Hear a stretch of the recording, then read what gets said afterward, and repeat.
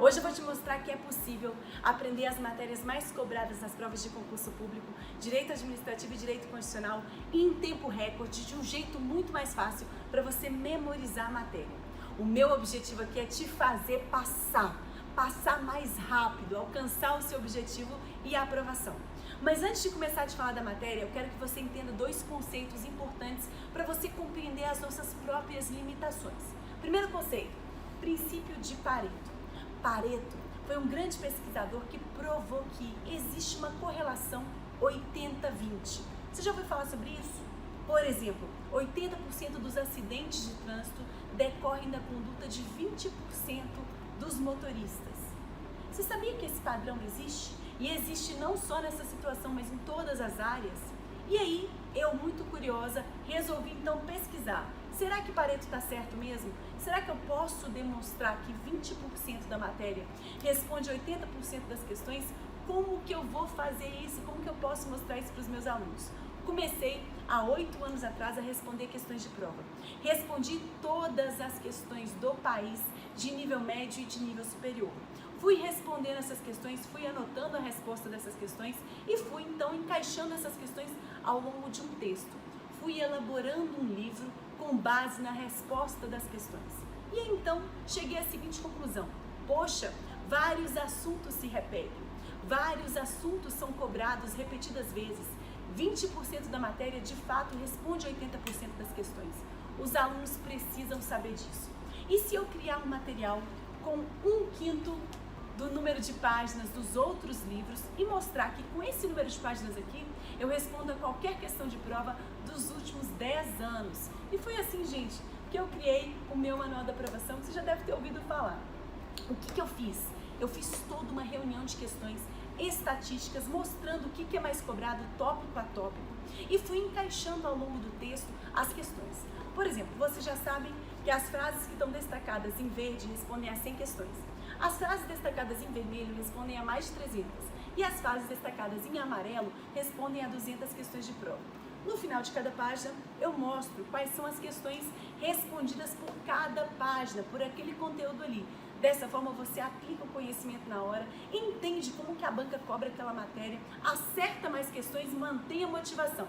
E tudo isso eu fiz para você entender que com pouco tempo é possível acertar as questões de prova. E hoje eu estou aqui para revisar a matéria com você. O que eu tenho hoje para falar é uma revisão do seu edital. Então, primeiro ponto, o princípio de Pareto de fato existe. Eu comprovo, eu sou a única professora que analisou todas as questões de prova. Eu comprovo para você que existem aspectos que caem mais na prova, que você precisa memorizar, que você precisa saber. E mostro para você, né, quais são esses aspectos mais cobrados nos gráficos. Beleza, vou mostrar para vocês aqui. O segundo ponto que você tem que saber é a curva de esquecimento. O que acontece? O problema não é você. Nós, seres humanos, temos uma memória curta. A gente não consegue lembrar de tudo, gente. Eu não consigo nem lembrar do filme que eu assisti ontem, das falas do filme.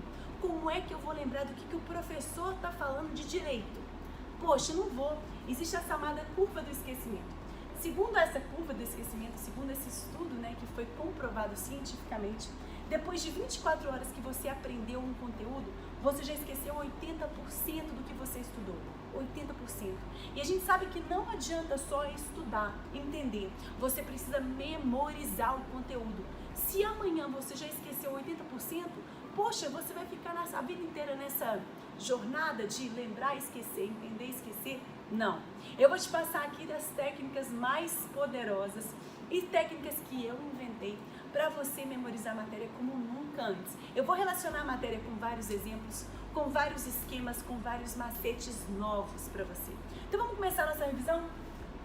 Vamos começar. Hoje a gente vai estudar com muita estratégia. Foco no que é mais importante, revisão das frases mais cobradas e dos artigos quentes. Já mostro para você o que é isso. Vamos lá. Começando a matéria do começo. O que a gente vai estudar nessa primeira parte da matéria? Eu vou estudar a aula número 1, o conceito de noções gerais de direito administrativo. Tá no seu edital aí, aula número 1. que a gente vai estudar hoje. A gente vai estudar várias matérias hoje, uma revisão geral. Começando da aula número 1. O que é mais cobrado, professora, sobre esse tópico? Está lá no meu edital. Noções gerais de direito administrativo. Primeiro ponto, conceito de poderes do Estado e estrutura do Estado.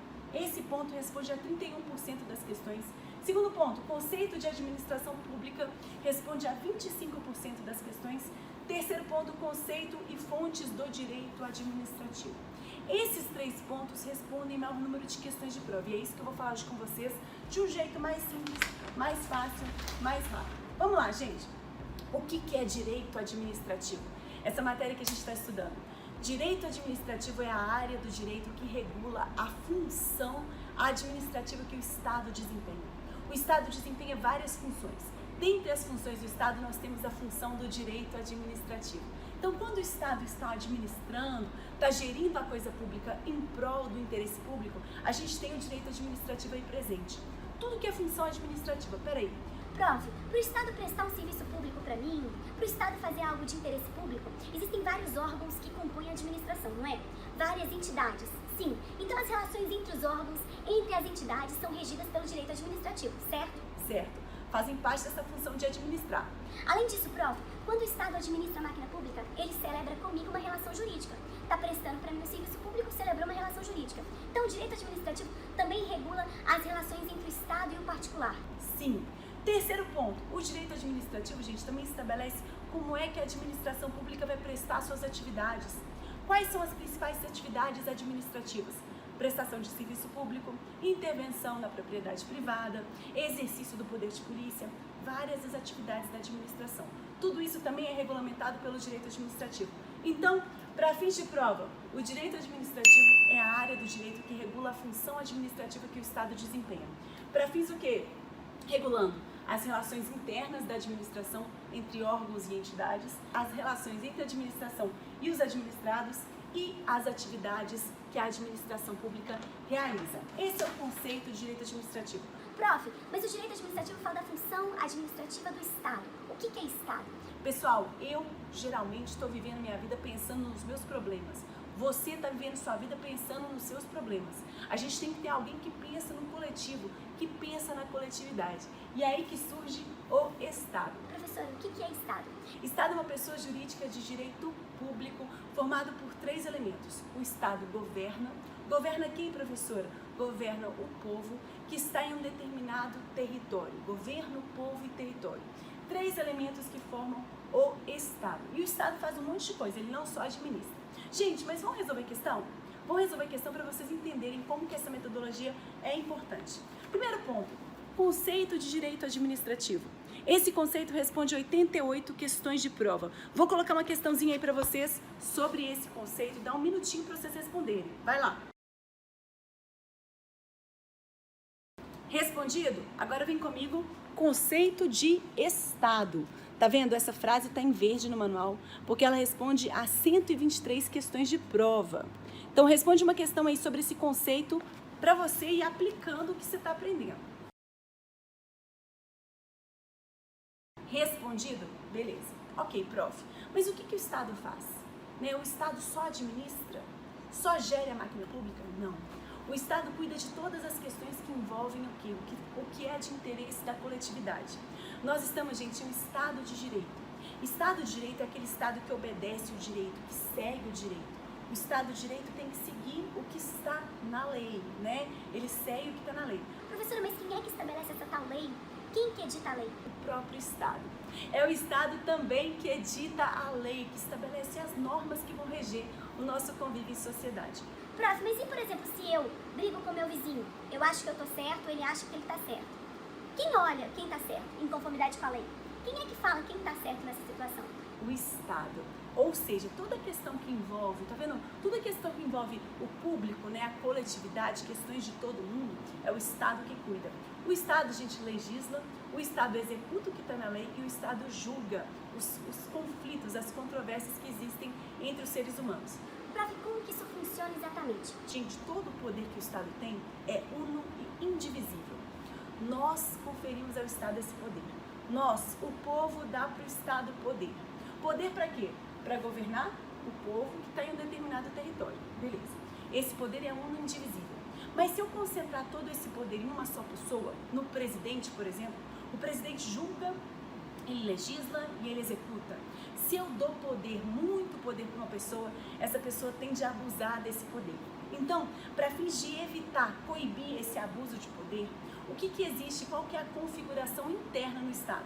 O poder do Estado é único e indivisível, mas dentro da estrutura do Estado, existe uma tripartição de funções entre 3 poderes estruturais. Nós temos o poder legislativo, que legisla e fiscaliza as contas públicas, o poder executivo, que executa o que está na lei, e o poder judiciário, que julga, gente, que decide as controvérsias entre os seres humanos em sociedade. Beleza, 3 poderes. Cada poder desempenha essas funções. São as funções primordiais, principais. Só que a gente tem que lembrar que não são só essas funções que os poderes desempenham. Cada poder desempenha suas funções típicas e suas funções atípicas, funções que são parecidas com as funções de outros poderes. Como assim? O legislativo tem a função principal de legislar e fiscalizar as contas públicas. Essa é a função principal do legislativo.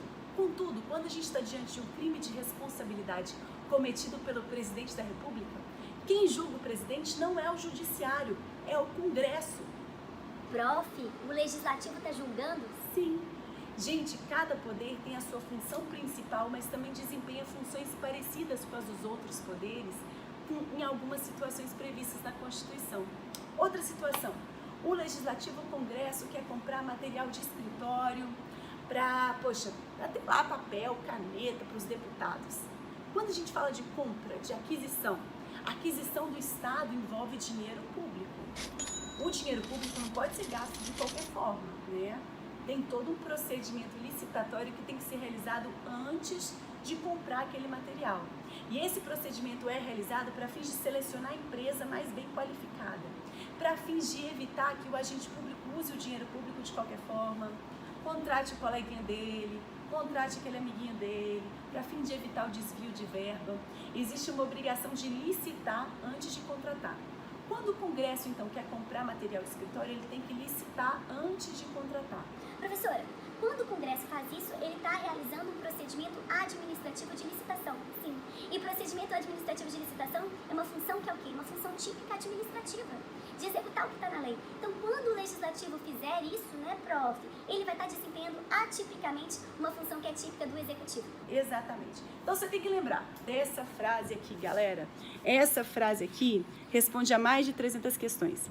A tripartição, gente, de funções entre os 3 poderes segue o critério da preponderância e não da exclusividade. Como assim, professora? Preponderantemente o legislativo legisla, preponderantemente o executivo executa, preponderantemente o judiciário julga, preponderantemente, mas não exclusivamente, só preponderantemente. A função principal, mas não faz só isso, beleza? Lembra disso. Prof, o Poder Legislativo pode trocar a sua função com o Judiciário? Pode acontecer essa delegação? Não. As funções de cada poder são reciprocamente indelegáveis. Elas estão na Constituição Federal. Beleza, entendi. Próximo ponto que você falou aí, que despenca em prova. Quando a gente fala de direito administrativo, a gente fala do conjunto de leis, né, de normas que vão regulamentar a função administrativa que o Estado desempenha.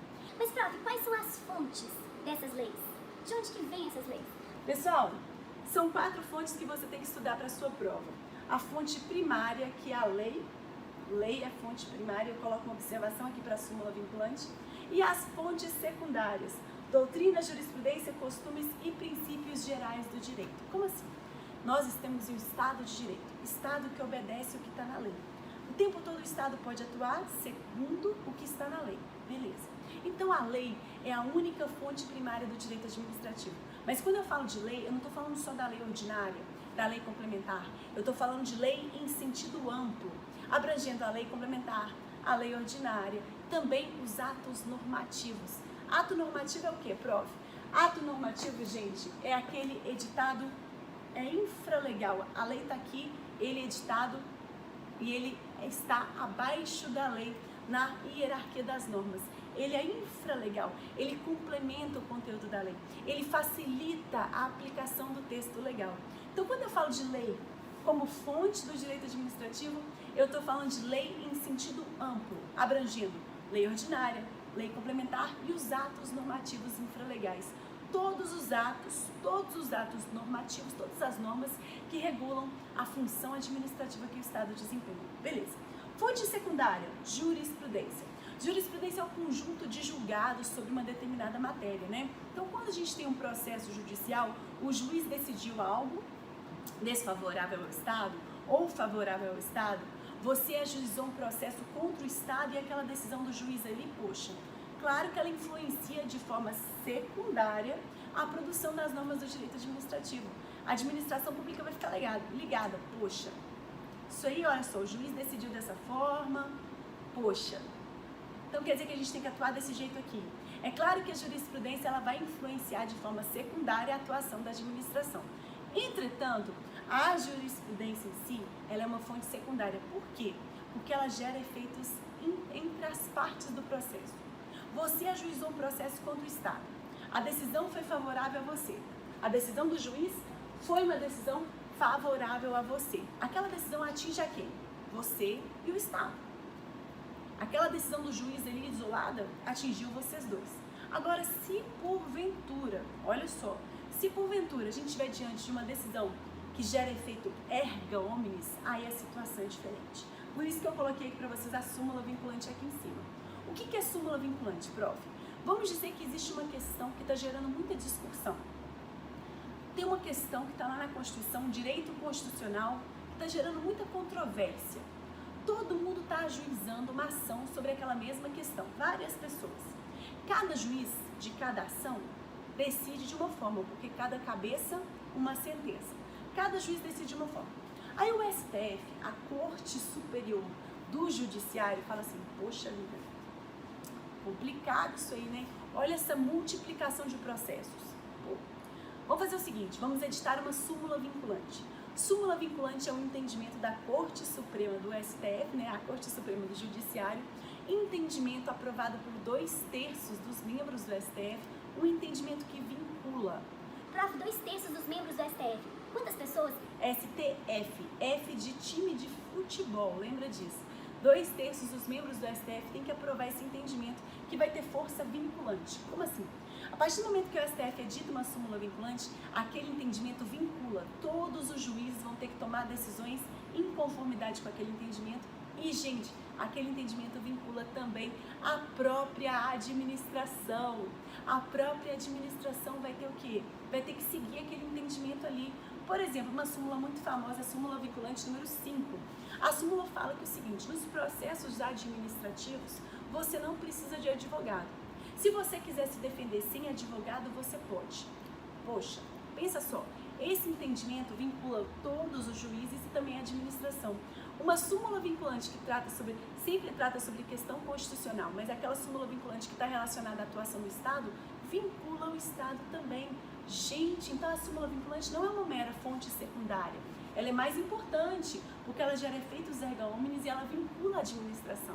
Por isso que a gente fala que a súmula vinculante é uma fonte principal ou direta. Beleza. Outras fontes, prof. Costumes, né, gente, vão influenciar de forma secundária, indireta, a produção da atuação da administração e a doutrina, o conjunto de estudos sobre a matéria do direito administrativo também influenciam, né, gente? Claro que influenciam. Galera, vamos fazer uma questãozinha sobre fontes do direito administrativo. A fonte mais cobrada é a lei, tá vendo aí? Ela tá destacada em verde porque ela responde a mais de 100 questões. Faz uma questãozinha aí, tenta responder e volta comigo. Fez a questão? Então vamos lá, vamos voltar. Falei para vocês das funções típicas de cada um dos poderes, legislativo, judiciário e executivo. Falei que cada poder tem a sua função principal e também desempenha atipicamente outras funções. Por exemplo, o Congresso Nacional, ele de forma atípica julga o presidente nos crimes de responsabilidade. Mas chegamos ao ponto muito importante, o conceito de administração pública.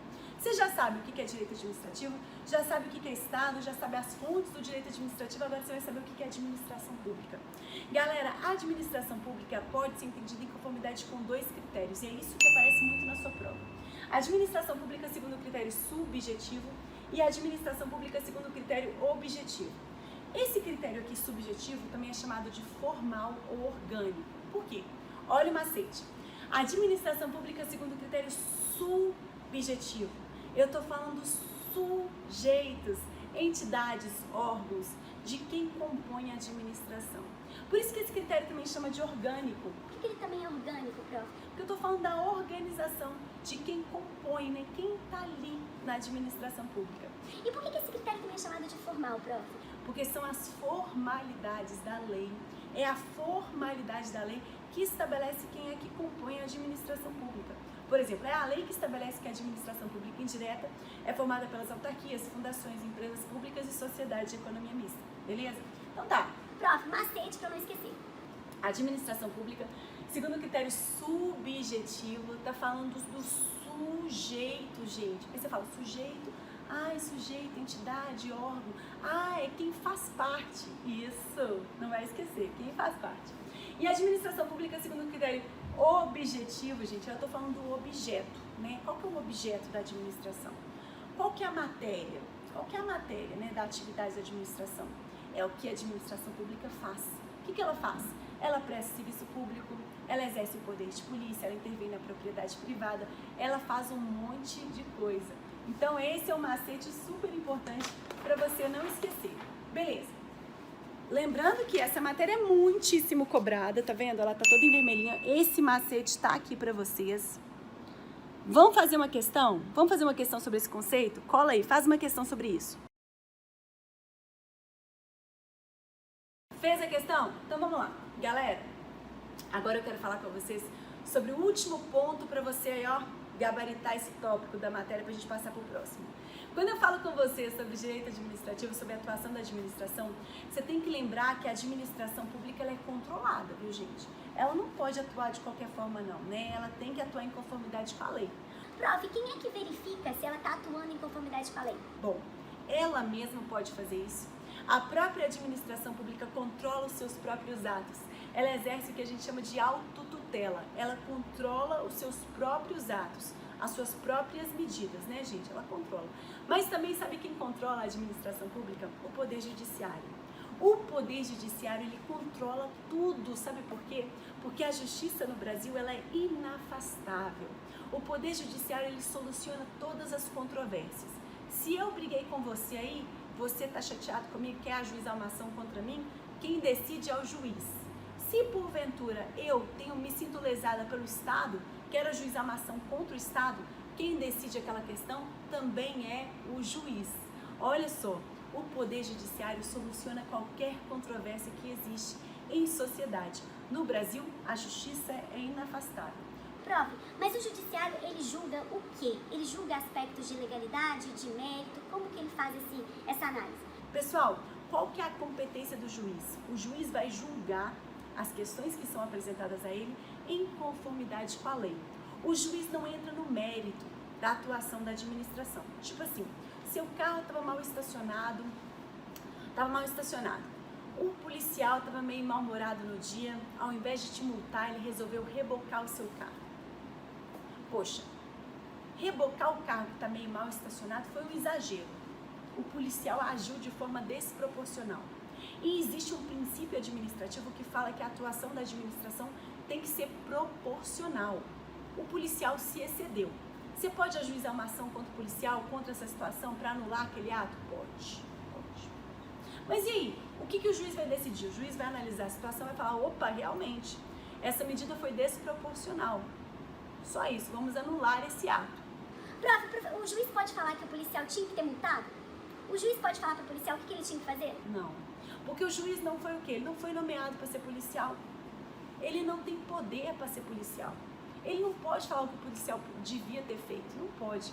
O juiz nunca entra no mérito da questão do ato administrativo. Por que a administração fez isso ou fez aquilo? O juiz não pode falar o que a administração pública tem que fazer. O juiz realiza um controle de legalidade. Ele analisa, poxa, essa situação, assim, essa conduta não está uma conduta legal. Então, vou anular essa medida. Então, gente, para fins de prova, existem 2 sistemas de controle dos atos administrativos que você tem que aprender. O sistema inglês, que é o adotado no Brasil, e o sistema francês. O sistema inglês, nesse sistema, gente, o Poder Judiciário soluciona todos os conflitos públicos e privados, todos os conflitos, todas as confusões que existem, o Poder Judiciário soluciona todos os conflitos. Isso é o que acontece no Brasil. Ele soluciona esses conflitos em conformidade com a legalidade. No sistema francês, por sua vez, é um sistema diferente que não é adotado no Brasil, mas você tem que saber para a sua prova. No sistema francês existem duas jurisdições. Um poder judiciário, que julga os conflitos entre os particulares, e um tribunal administrativo, um conselho de Estado, um tribunal administrativo que vai fazer, sabe o quê? Vai julgar os atos da administração, vai julgar as medidas do Estado, tá vendo? Duas jurisdições diferentes no sistema francês, mas nós adotamos o sistema inglês. Ah, prof, entendi tudo. Pessoal, antes de passar para o próximo tópico da matéria, eu quero que vocês vejam aí os esquemas desse capítulo. Dá uma olhadinha nesses esquemas. Tira o print desses esquemas no final desse capítulo. E lembra, galera, vou mostrar para vocês aqui quais que são as frases mais importantes de tudo que a gente falou. Essas frases respondem o maior número de questões de prova. Como assim, prof? Olha só. Essa frase aqui que fala que o poder do Estado é uno e indivisível, ela responde, gente, a 13% das questões. Aquela questão que fala sobre o critério da preponderância e não da exclusividade, responde a 18% das questões. A lei, sendo fonte primária do direito administrativo, responde a 4% das questões. As outras fontes do direito administrativo respondem a 3% das questões. O conceito de direito administrativo responde a 3% das questões. O conceito de administração pública em conformidade com critério subjetivo, 13% das questões de prova. O conceito da administração segundo critério objetivo, 12%. E galera, atenção para a lei seca. A lei seca também despenca nas provas de concurso. Esses são os artigos mais cobrados sobre o tópico número 1 do seu edital. Artigo 1º da Constituição, parágrafo único, artigo 2º, artigo 5º, artigo 70, artigo 103A, que fala sobre as súmulas vinculantes. Leiam esses artigos aqui, responda às questões que cobram esses artigos. A lei seca. Gente, nunca esqueça que a lei seca responde, gente, a 70% das questões. E não se preocupe, tá tudo aqui. Nessas pouquinhas páginas, todas as questões de prova foram encaixadas e respondidas por esse conteúdo, beleza? Vamos que vamos, então? Vamos que vamos para o próximo tópico da matéria. A gente vai falar agora sobre princípios administrativos. Lembrando do que é mais importante. O primeiro princípio, que é o princípio mais cobrado, é o princípio da impessoalidade. Esse é o princípio mais cobrado nas provas de concurso. Princípio da autotutela, segundo princípio, o princípio da publicidade. Gente, antes de começar a falar sobre esse princípio aqui, esse mega princípio cobrado, eu quero te dar uma noção geral sobre princípios administrativos, uma noção geral. Quem tem o manual já pode assistir a videoaula, todas as videoaulas foram modificadas porque teve muita mudança na lei, né? Teve muita mudança, esse ano mudou muita coisa. Então presta atenção. Gente, ponto importante, quando eu falo de princípio, eu falo de orientação. Orientação que você usa, que a administração pública usa para tomar suas grandes decisões. Então, quando você toma uma decisão, você toma uma decisão baseada nos seus valores, nos seus princípios, né? Acredito que sim. Então, existem orientações que vão delinear a atuação da administração. A orientação mais importante é aquela daqueles dois princípios lá, sabe? Princípio da supremacia do interesse público, que estabelece que o Estado tem mais poder do que o particular, porque ele busca atender a coletividade, o interesse público, e o princípio da indisponibilidade do interesse público. Esse princípio é aquele que estabelece que o interesse público é indisponível. O agente público não pode usar desses poderes que o Estado tem para atender interesses dele próprios, para prejudicar alguém. Não pode. Ele não pode dispor, não pode abrir mão do interesse público. Beleza? Entendi. Prof, mas o que você me falou outro dia, que você falou que tinha que falar nesse aulão aqui? Gente, é possível a atenuação do princípio da indisponibilidade do interesse público em algumas situações. Isso pode aparecer na sua prova. Por exemplo, existem situações que a única forma da administração pública adimplir o objetivo dela é aceitando um bem ali que não é muito interessante. Por exemplo, você é um grande devedor de tributo, você deve tributo, não tem dinheiro para pagar. Você só tem uma fazenda que foi herdada lá do seu avô, uma fazenda do norte de Minas que não é produtiva. Você fala para o Estado, eu só tenho a fazenda para pagar. O Estado olha a fazenda e fala, poxa, essa fazenda aqui não vai ser nem utilizada, não tem interesse público nessa fazenda. O Estado pode receber a fazenda em pagamento da dívida? Pode. Professora, mas quando o Estado recebe uma fazenda que não tem interesse público, ele está abrindo mão do interesse público. E o interesse público é indisponível. Você falou que é indisponível. Pessoal, como essa é a única forma que aquela pessoa tem de pagar, o Estado recebe aquela fazenda, olha a atenuação do princípio da indisponibilidade. Recebe, vende aquela fazenda, com o dinheiro oriundo da venda da fazenda, o Estado pega esse dinheiro e utiliza esse dinheiro o quê? Para uma política pública, para voltar para o interesse público, ok? Isso é um ponto importante. Agora eu quero falar com você sobre os princípios constitucionais expressos. O princípio da impessoalidade é o mais cobrado. Princípios constitucionais expressos não são só a legalidade, impessoalidade, moralidade, publicidade e eficiência. Não são só esses, viu, gente? Vocês acham que são só esses, mas não são. Eu tenho na Constituição também o princípio da participação, o princípio da celeridade, o princípio do contraditório, da ampla defesa, que também faz parte de princípios que atingem a administração. Não são só esses os princípios expressos, mas beleza. Quando eu falo de legalidade, você já sabe. Você pode fazer tudo, exceto o que a lei proíbe. A administração pública só pode fazer o que a lei autoriza, certo? Beleza. Prof, mas quem é que estabelece lei mesmo? O poder legislativo. Professora, mas existe alguma situação que o executivo edita uma norma com força de lei, inovando no ordenamento jurídico? Sim. Existem 3 situações que você tem que lembrar para a sua prova, nas quais é o poder executivo que está criando uma norma com força de lei, que está inovando, está criando uma nova obrigação no ordenamento jurídico. Quais são essas situações? Quando o presidente da República edita uma medida provisória com força de lei, nas situações emergenciais e urgentes, desde que aquela medida não trate sobre direito eleitoral, sobre nacionalidade, alguns temas que a medida provisória não pode estar mexendo, não pode estar manifestando ali, não pode estar falando sobre eles. Beleza. Além disso, lei delegada, quando o executivo edita uma lei delegada e quando o executivo edita um regulamento autônomo. Gente, o que é regulamento?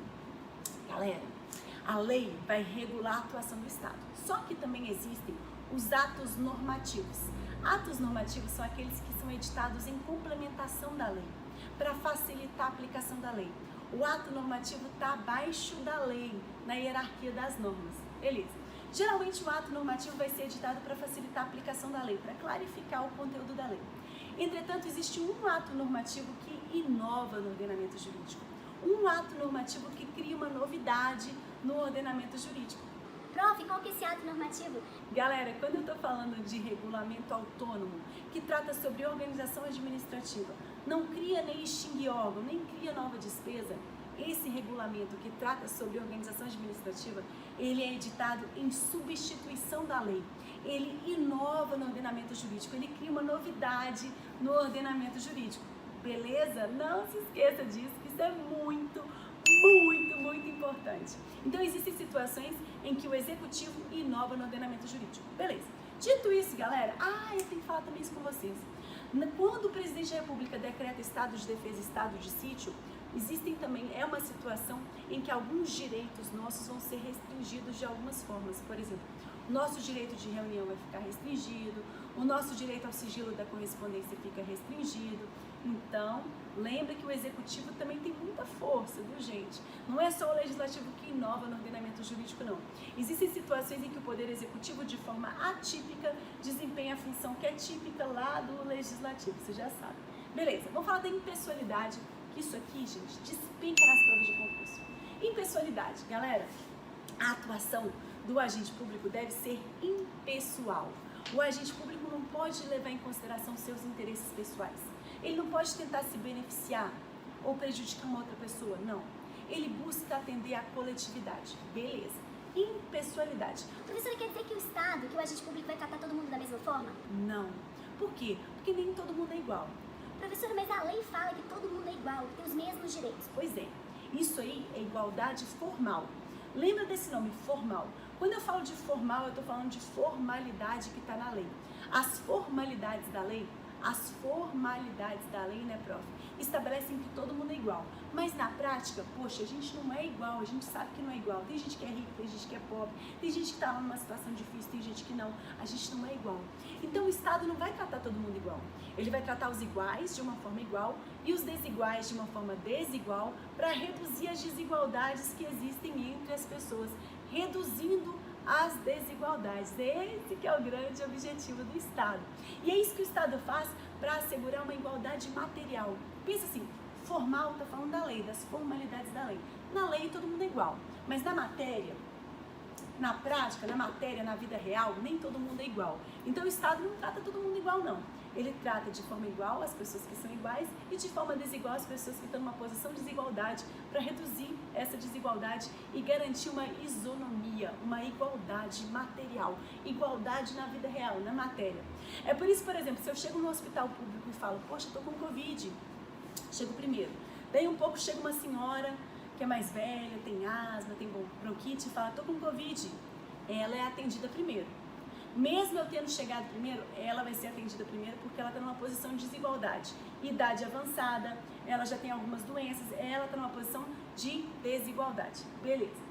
Ok, segundo ponto sobre esse princípio, gente, teoria da imputação volitiva. Como assim? Quando você estiver trabalhando no serviço público, a sua vontade é imputada à pessoa jurídica na qual você está inserido. Então, a vontade sua é imputada àquele estado. Você está trabalhando no estado de Minas Gerais, a sua vontade é imputada ao estado de Minas Gerais. Beleza, prof. Mas assim, o que pega nesse ponto aqui que eu não vou saber? Gente, é por isso que a administração pública pode convalidar os vícios dos atos praticados pelo funcionário de fato. Prof, o que é funcionário de fato? Funcionário de fato é uma pessoa que está trabalhando com aparência de legalidade. Parece que ela está trabalhando lá em conformidade com a lei, está tudo certo. Mas existe um vício na sua investidura. Ela não podia estar ali, sabe? Assim, existe um vício na sua investidura. Professor, me dá um exemplo disso, por exemplo. Vamos dizer que João trabalhou a vida inteira na Secretaria de Cultura do Estado de Minas Gerais. Trabalhou a vida inteira. Trabalhou, viu, João? Beleza. Depois de um certo período, João falou, posso aposentar agora. O ato de concessão inicial de aposentadoria é um ato complexo. Ato com sexo. Pensa o seguinte, gente, para o sexo se manifestar, para a coisa acontecer, né, existem duas manifestações de vontade, é igual um casamento. Se o padre me pergunta, é de livre e espontânea vontade que você está se casando? E eu falo sim, não adianta de nada. O marido também tem que falar sim, né? Para estar casado, os dois têm que concordar. Ou seja, gente, ato complexo é aquele que exige duas manifestações de vontade para acontecer. Para João se aposentar, a Secretaria de Cultura tem que falar, pode aposentar, e o Tribunal de Contas também tem que falar, pode aposentar. Somente com essas duas manifestações de vontade é que ele vai poder aposentar. A Secretaria foi lá e falou, beleza, pode aposentar, mas ele ficou aguardando a aprovação pelo Tribunal de Contas, que não falou nada ainda. Ele ficou lá aguardando, tudo não sei o que, ficou lá aguardando. E aí, gente, continuou trabalhando. Um belo dia o Tribunal de Contas foi lá e falou, pode aposentar. Foi aposentado. Só que ele não ficou sabendo. Ele continuou trabalhando por 6 meses. Editou vários atos, respondeu recurso administrativo, fez um monte de coisa. Ele tinha competência para praticar todos aqueles atos durante aquele período que ele já estava aposentado? Não. E aí, gente, o que vai acontecer? A administração vai anular tudo que ele fez?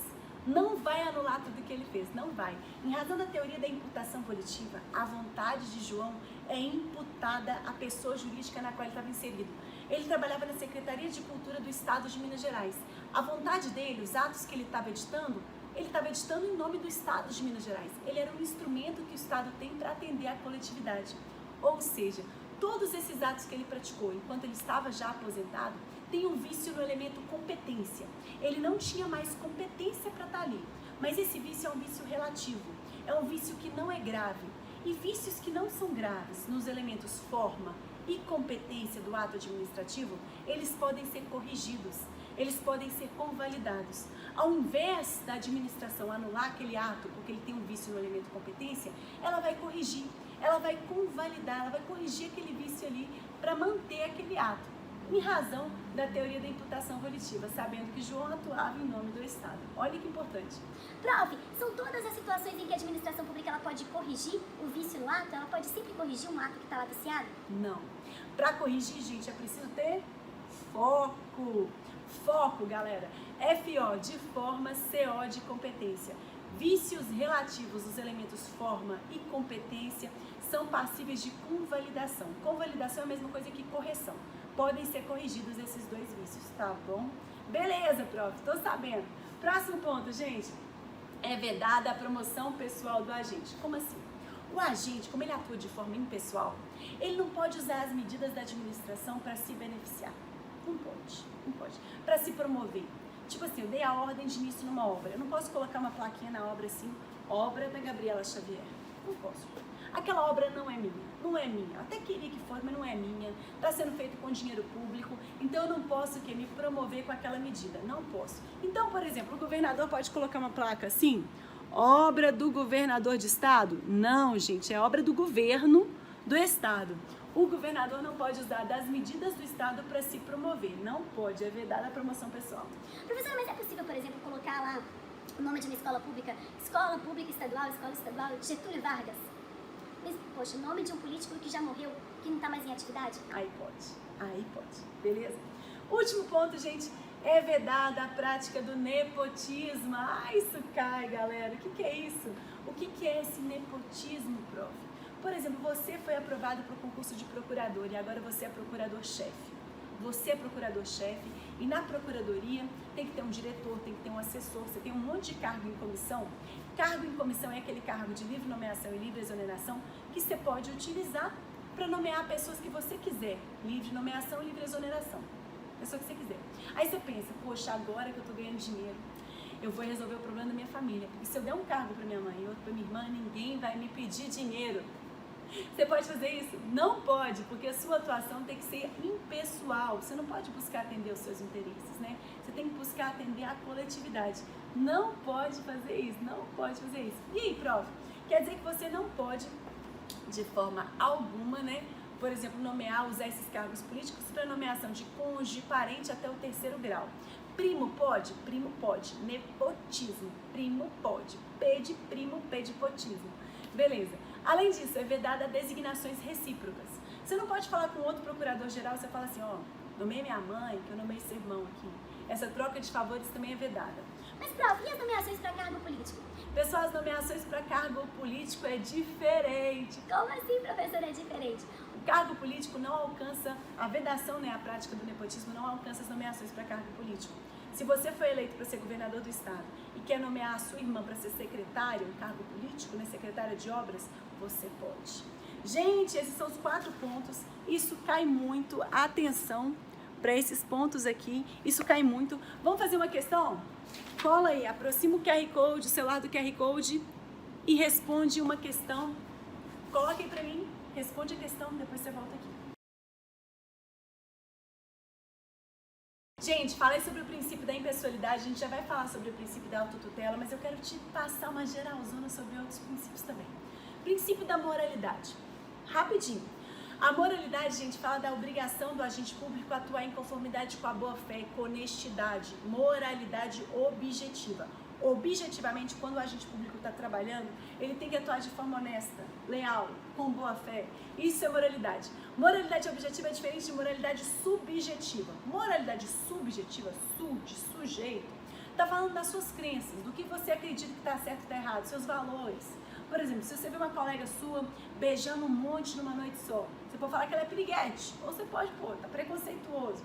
Quando você fala que ela é piriguete, você está julgando ela em conformidade com a sua moral, com o que você acredita que está certo. Isso, gente, não é moralidade administrativa. Moralidade administrativa é essa moralidade objetiva. O agente público tem que atuar de forma honesta, com boa fé. Não tem nada a ver com julgamento de valor. Beleza. Além disso, gente, antes de falar sobre o princípio da autotutela, eu já vou falar desse princípio, vou falar da autotutela, daqui a pouco eu falo da publicidade. Princípio da autotutela, gente, responde a 11% das questões de prova. O que é isso? Por que esse princípio é tão importante? Porque ele fala sobre algo que acontece todos os dias. A administração pública, ela pode controlar seus próprios autos. Auto de você mesmo, autotutela. Tutela é controle. A administração está controlando os seus próprios atos. Prof, como é que acontece esse controle? Esse é um controle interno. A administração pública, ela pode anular medidas que estão ilegais ou revogar medidas que são válidas, mas são inconvenientes, inoportunas. Como assim? Se porventura a administração pública edita um ato ilegal, esse ato ilegal pode ficar produzindo efeitos? Esse ato é um ato ilegal, gente. Ele não pode ser mantido. A administração pública deve anular aquela medida. A anulação gera efeitos ex tunc. T de tunc, T de testa. Bate na sua testa, sua cabeça vai lá para trás. Ou seja, efeitos que retroagem para o passado, apagando aquele ato. Como se ele nunca tivesse existido, como se ele nunca tivesse acontecido. Prof, mas você acabou de falar pra gente que a administração ela pode escolher corrigir o vício e não anular. Você não falou da convalidação? Sim. Quando eu estiver diante de um ato que tem um vício no elemento forma e competência, a administração pública vai analisar, peraí, esse vício é um vício grave ou é um vício relativo? Se for um vício relativo, ao invés de anular esse ato, eu vou corrigir esse vício aqui e vou manter esse ato. Isso é possível sim. Beleza. E a revogação? A revogação acontece quando a administração edita um ato legal. Por exemplo, o governador do estado editou um ato aqui para construir um grande estádio de futebol. Aí veio a pandemia. Poxa, é conveniente construir um estádio de futebol no meio da pandemia? É oportuno? O T de turno é T de tempo. Nesse tempo, no meio da pandemia, é oportuno construir um estádio de futebol? Não, gente, não é oportuno fazer isso naquele momento. Agora tem que colocar o dinheiro todo na saúde. Ou seja, esse ato que foi editado para construir o estádio de futebol é perfeito e válido. Ele foi editado em conformidade com a lei, mas ele não é mais conveniente, não é mais oportuno. Vamos revogar aquela medida. E a revogação opera efeitos ex nunc, N de nunc, N de nuca. Bate na sua nuca, sua cabeça vai para frente. Ou seja, daqui, da pandemia para frente, aquele ato de construir o estádio não produz mais efeitos. Mas todos os efeitos até então gerados são perfeitos e válidos. Se, por exemplo, já tinha sido contratada uma empreiteira, ela já tinha começado a trabalhar, ela tem que receber, né, gente, relativo aos trabalhos que ela fez, aos gastos que ela já teve. Ok. Prof, a administração pública tem algum prazo para anular uma medida, um ato? Gente, se o ato administrativo é ilegal, mas ele gerou benefícios para você, um particular de boa fé, a administração pública tem um prazo decadencial de 5 anos para anular essa medida. Lembrando, gente, que no direito administrativo predominam-se os prazos de 5 anos, 5 dias. Se for para chutar na hora da prova, chuta 5, tá bom? Chuta 5. Beleza. Próximo princípio, galera. Esse princípio responde a 10% das questões de prova. Eu tô falando da publicidade, gente. Princípio da publicidade. Lembrando que todas as páginas do livro são explicadas em áudio, né? E tem as questões que são respondidas por cada página. Publicidade, galera. Publicidade é um requisito de eficácia do ato administrativo. Por que as medidas do Estado têm que ser públicas, prof? Para que a gente possa controlar. A gente só vai fazer o que o Estado, a gente só vai saber o que o Estado está fazendo, se vai poder controlar as medidas do Estado, se a gente souber, né, gente? Se a gente tomar conhecimento. Então, esse é um requisito de transparência para promover o controle social, o controle da sociedade perante os atos do Estado. Beleza, entendi. E esse é um requisito de eficácia dos atos administrativos. O ato administrativo só produz efeito, gente, uma vez que ele foi publicizado, só assim. Como assim, prof? Se, por exemplo, você costumava parar seu carro ali na esquina, estava parando ele todo dia. No outro dia, o órgão de trânsito muda as normas e fala que a partir de então é proibido estacionar naquele local. Mas você não estava sabendo, continuou parando seu carro lá. E aí? Você vai ser multado? Não. Você só vai ser multado quando for colocada uma placa de proibido estacionar. Aí você vai ser multado. Quando for colocada essa placa de proibido estacionar. Ou seja, só quando a medida é publicizada que você pode o quê? Que você pode ser multado. Somente a medida publicizada gera efeitos. Outra situação, você foi multado, mas não ficou sabendo. Somente a partir do momento que você ficar sabendo, quando chegar uma autuação de multa na sua casa, quando chegar aquela autuação, é que você vai o quê? Vai iniciar a contagem de prazo, a contagem de tempo para você recorrer daquela multa. Beleza? Essa contagem inicia no momento que você tomou conhecimento, no momento que a medida foi publicizada. Prof, quais são as formas de publicidade? Gente, tem ato geral que vai ser publicado no Diário Oficial, tem ato individual que vai ser enviado para você na sua casa, existem várias formas de publicizar uma medida. Lembra que a publicidade não é requisito de validade do ato. O ato, uma vez editado, ele é válido. Só que a eficácia, a produção de efeitos depende da publicização. Beleza, prof. Mas esse é um requisito absoluto? A publicidade é um princípio absoluto? Gente, não existe princípio absoluto. Não existe princípio absoluto nem direito absoluto. Existem algumas situações em que alguns atos da administração serão mantidos em sigilo. Sigilo eterno, prof? Não. Sigilo temporário conforme a classificação do documento.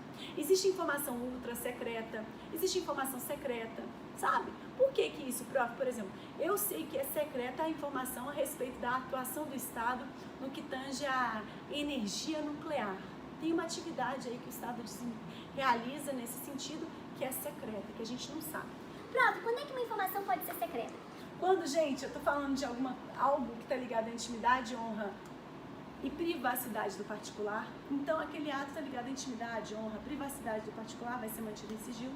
Quando eu estou tratando de uma informação que está ligada a um relevante interesse público, ou quando eu estou tratando de uma questão que envolve a proteção da segurança nacional. A Polícia Militar elaborou um grande plano de segurança da favela da Rocinha. Poxa, se todo mundo ficar sabendo, se for publicizado esse plano, não vai valer de nada aquele plano, tá bom? Só que nisso surge uma questão. Prof, a minha remuneração, ela é uma informação de caráter íntimo, professor. Ela é uma informação de caráter, assim, privado. Eu não quero que todo mundo fique sabendo quanto que eu tô ganhando. Pois é, mas quando você assumir o cargo de agente público, quem está te pagando é o público, é todo mundo que está te pagando. Você recebe o salário, mas que está todo mundo pagando. Receita de imposto, né? Então, gente, é legítima sim a divulgação das remunerações dos servidores públicos nos portais da transparência. Isso não viola o princípio da publicidade, tá bom? Isso é um ponto importante. Agora, gente, antes de passar para esse tópico aqui de organização administrativa, eu quero falar com você sobre alguns outros princípios que estão expressos na Constituição e que você esquece. Sabia que também está expresso na Constituição o princípio da celeridade? O processo judicial e o processo administrativo, eles têm que ter uma razoável duração, né? Não pode... o processo administrativo está durando há 40 anos. Não, gente. Tem que ter uma razoável duração, né? Uma celeridade. Além disso, você, cidadão, tem vários instrumentos que você pode utilizar para participar da gestão da coisa pública, sabe? Além disso, nos processos judiciais e administrativos, se você for parte desses processos, você goza do direito de contraditório e ampla defesa. Olha, esse princípio também está expresso na Constituição e abrange os processos administrativos, abrange a atuação da administração pública. No que tange ao princípio do contraditório e ampla defesa, se você é uma parte num processo administrativo, você tem direito a 4 direitos. 4 direitos. Qual que é o primeiro direito? Defesa prévia. Você pode se defender no processo administrativo mesmo sem ter advogado. Você tem direito à defesa prévia. Mas se você quiser chamar um advogado, você também pode. Você tem direito à defesa técnica. Além disso, se a administração pública toma uma decisão que não é favorável ao seu interesse, você tem direito de recurso, duplo grau de jurisdição. Prof, eu preciso pagar para recorrer? Eu preciso fazer algum tipo de pagamento? Não precisa fazer nenhum tipo de pagamento para recorrer. Além disso, você tem direito, quarto direito aqui, à informação e produzir provas. Você tem direito a ter informações sobre aquele processo que você é uma das partes. Você tem direito de produzir provas, né, que favoreçam o seu entendimento. Gente, tudo isso aqui é muito importante. Queria falar com você sobre continuidade, sobre direito de greve do servidor. Meu Deus do céu, tanta coisa, mas a gente não consegue esgotar tudo nesse aulão. Vamos fazer o seguinte, hoje, por hoje, a gente revisou master, a gente respondeu mais de 3.000 questões de prova em menos de 1 hora. Então amanhã a gente continua. E amanhã a gente continua essa matéria, eu vou esgotar a matéria, mas agora eu vou falar de um jeito diferente, com esquemas e macetes para você não esquecer essa disciplina nunca mais. Mas com uma realidade diferente, eu vou te trazer para exemplos. Eu vou trazer algo muito, muito único. Amanhã é um dia muito importante, deixa na sua agenda, essas aulas não vão ficar disponíveis. E vou fechar essa aula com as frases poderosas. Galera, o princípio da impessoalidade aqui responde a 15% das questões, o nepotismo 4%, o princípio da moralidade 7%, a transparência dos atos administrativos, publicidade 10%, gente. Além disso, a administração pública, quando eu falo de eficiência, ela tem que atuar de forma eficiente, 8%, e autotutela, 11% das questões de prova. Ah, meu Deus do céu, a gente respondeu questão demais. Sobre os artigos quentes, esses são os artigos mais cobrados nas provas de concurso, artigo 37, 136, súmula vinculante número 13, artigo 37, parágrafo 3º, artigo 5º, aí vários do artigo 5º aqui, artigo 6º e súmula 473. Esses são os mais importantes do capítulo de princípios. Corre aqui e faz as questões. Gente, até amanhã, foi um prazer estar aqui com vocês. Um beijo, tchau, tchau, te vejo amanhã. E quero que você deixe, desculpa, antes de falar tchau, deixa aqui nos comentários para mim as suas dúvidas, a sua opinião, o que você está achando, o que você está precisando, tá bom? Um beijo grande, até caiu a caneta. Tchau, tchau!